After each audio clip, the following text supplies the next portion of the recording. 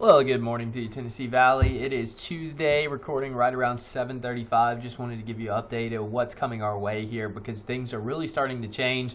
We're going to have, of course, the chance for some storms and very strong winds here over the next 24 to 48 hours. Plus, on the backside of all this, it might be cold enough for some snow showers, even here in the valley. So, again, a lot of changes on the way.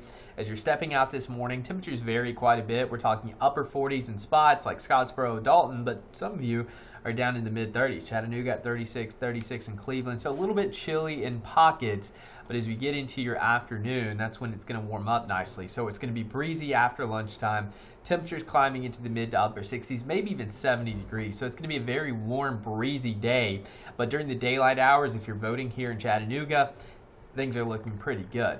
Storm alert weather mode really going to kick in later on today into early Wednesday morning. We're talking strong gradient winds of 50 to 60 miles per hour.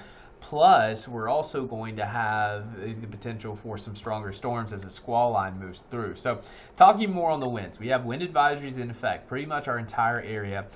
This is a high wind warning for parts of East Tennessee and into parts of western North Carolina. So that's where gusts could be over 70 miles per hour, believe it or not, almost hurricane force. Wind advisories in the bay shape. And look at this, as I zoom out from the Florida Panhandle all the way up to Kentucky, Illinois, Iowa, all dealing with wind advisories. So it's not just us dealing with the strong winds. It's going to be a pretty good chunk of the country. We have blizzard warnings in parts of Kansas and Oklahoma, Nebraska. Winter weather advisories. We have high wind warnings for the Central Plains all the way down into parts of the Gulf Coast. So this is going to be a significant wind event for much of the country. Plus, it's still dry out there. With the winds picking up, there's going to be that wildfire danger before the rain moves in today. So that's just another thing you need to be mindful of. Here's a look at your Futurecast wind gusts. We'll have those gusts upwards of 40 miles per hour this afternoon and evening. But the strongest winds are going to come through as that front gets closer. So between about, I'll say 9 p.m. and 3 a.m., we could have those gusts upwards of 50 to 60 miles per hour, maybe even pockets of higher wind gusts. Because look at this. I mean, we're talking 56 miles per hour in Scottsboro, 63 now registering for our in-house model in Altamont by 11 p.m., and even 60 miles per hour. And look at that. 69 in Lafayette, that's incredible. So these winds really going to strengthen as they move over the Tennessee Valley. Again, we'll have the storm threat, but the gradient winds, when you have such a tight pressure gradient and a really strong low pressure center in parts of the central part of the country, you know, you get these strong winds. Not totally uncommon for March, but I mean, we could potentially have a road gust of 70 miles per hour. That's going to be something we watch closely into early Wednesday. It's going to be a pretty prolonged period of very high gusts, about 4 to 6 hours, which will likely lead to widespread power outages by the time we wake up on Wednesday. And then even throughout the day on Wednesday, we're still going to have gusts over 30 to maybe even 40 miles per hour. So this is going to be a prolonged wind event, but the strongest winds come in tonight into early Wednesday morning.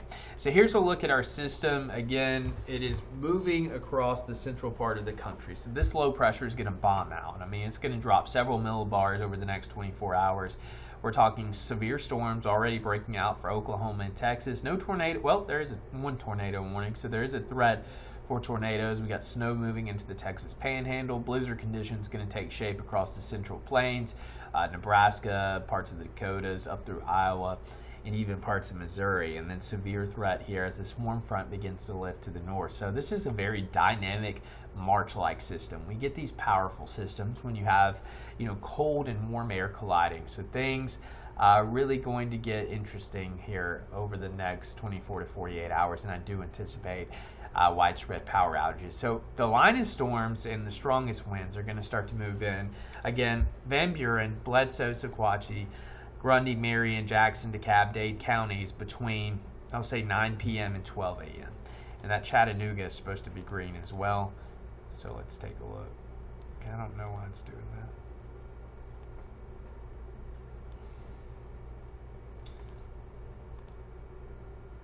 Let's see if I can fix that. We'll fix it later. Storm timeline for Ray, Meigs, McMinn, Hamilton, Bradley, Catoosa, Dade, Walker, Chattooga, Gordon, Whitfield, Murray County between 10 p.m. and 1 a.m. and then after midnight to about 3 a.m. for Monroe, Polk, Cherokee, Fannin and Gilmer County. So if you know exactly which county you live in, this is very helpful. It gives you an idea of when the strongest winds and storm potential move through. So let's take a look at the system. It's going to continue to wind up. Look at all that rain and storm activity across Mississippi this afternoon. Backside or north side of this, going to have an inclusion, that warm and cold air wrapping around this low pressure. And look at that wind field. It's going to be impressive. I mean, one of the most impressive windstorms we've had in a while. And then by about 8 o'clock, here comes the leading edge of storms here in the Tennessee Valley. Wind's already very strong. It looks like this is the newest data, so maybe coming in a little bit later. So by about 10, the heaviest stuff moving along the plateau. I'm going to hide the front so we can see things a little bit better. So Dunlap, Pikeville, you're getting in on that around 11. By midnight, pretty much in the thick of it from Crossville all the way down to Fort Payne, Chattanooga, Dalton, Athens.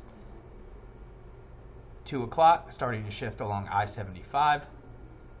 By 3, moving into Murphy, Blue Ridge. By 4, it's out of here into the Carolinas. And then check this out. We're talking a few showers throughout the day, transitioning to, yes, some snow showers. I wouldn't be surprised if we had a few flurries here in the valley.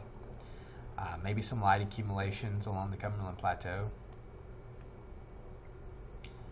Even through Thursday morning before things start to taper off. So yeah, Wednesday night we could be talking some snow chances. Just a very dynamic system, again, like I mentioned earlier. Severe weather outlook, level 1 out of 5 risk, pretty much for our entire coverage area, that dark green shade. It's not overwhelmingly high risk, but it's there. Level 2 risk for parts of Alabama, and then you got the highest risk. I'll take these off. For parts of Texas, Mississippi, where you have that enhanced level 3 out of 5 risk in the orange. So yeah, the threat's not going to be as high, but we're still just, the winds are just going to be the big story here. Tornado threat stays to our south. The yellow, again, matching up with that enhanced risk is where you're going to have the best chance for any tornadoes today. For us tonight, as that main line moves through, Jackson, DeKalb, Chattooga, Floyd counties, maybe 2% chance within a 25-mile radius, but we're really not going to have a lot of rotation, just a ton of wind energy we're going to have to worry with. And then on the backside of this, Wednesday, severe threat moves into the Carolinas and parts of Virginia, all the way up to the mid-Atlantic, and we're going to be nice and clear. Rainfall amounts with this system, maybe up to an inch, looking like they're going up a little bit, so going to be some really heavy rain pushing through. It looks like maybe even 1.5 inches possible through Wednesday morning. And then on the backside of all this, yep, maybe a little bit of light accumulations of snow in places like Sequatchie, Bledsoe, Marion, Grundy counties, even the North Georgia mountains down towards Blue Ridge and Ellijay could get some light accumulations. Some of the higher ridges in and around Dade, Walker counties could be dealing with some of that as well. Up and down Lookout. Tennessee, North Carolina line could, dusting up to 3 inches in the highest elevations. Maybe even some flurries here in the valley. I wouldn't be surprised at all. So we're transitioning from warm temperatures today, wind threat, storm threat, plus wind threat tonight. Calming down a little bit tomorrow, still going to be breezy, and then some snow possible Wednesday night. So that's kind of a breakdown of everything you can expect. But, there will be power outages. I just want to go ahead and make that known. That is going to be something we're going to have to deal with as these winds pick up, because it's going to be windy for the next couple of days. Strongest winds tonight. Again, I could put storms between 9 p.m. and 3 a.m. Probably need to update that. And then Wednesday night into early Thursday, some flurries, some cooler temperatures, overnight lows near freezing. 65 Friday should be dry. Maybe some showers Saturday and Sunday. Watching another system this weekend. Looks like it may slide to our south, but it is possible it moves further north, and we could have to up these chances of precipitation for your weekend. So don't make any concrete plans outdoors just yet. And then Monday into next week, we're talking a big warm-up. So you can't see Tuesday and Wednesday, but we may be pushing close to 80 degrees by the middle of next week. So that's what's to come here. Of course, I'll be in later this evening through the overnight hours and early morning hours on Wednesday, tracking any storms. We'll be live on Facebook. We'll jump into coverage if we need to on air. So stay tuned with us. David's out of town, but I'll be here. Hannah will be in a little bit later as well. So we'll keep you covered. Let me know if you have any questions. Have a great day.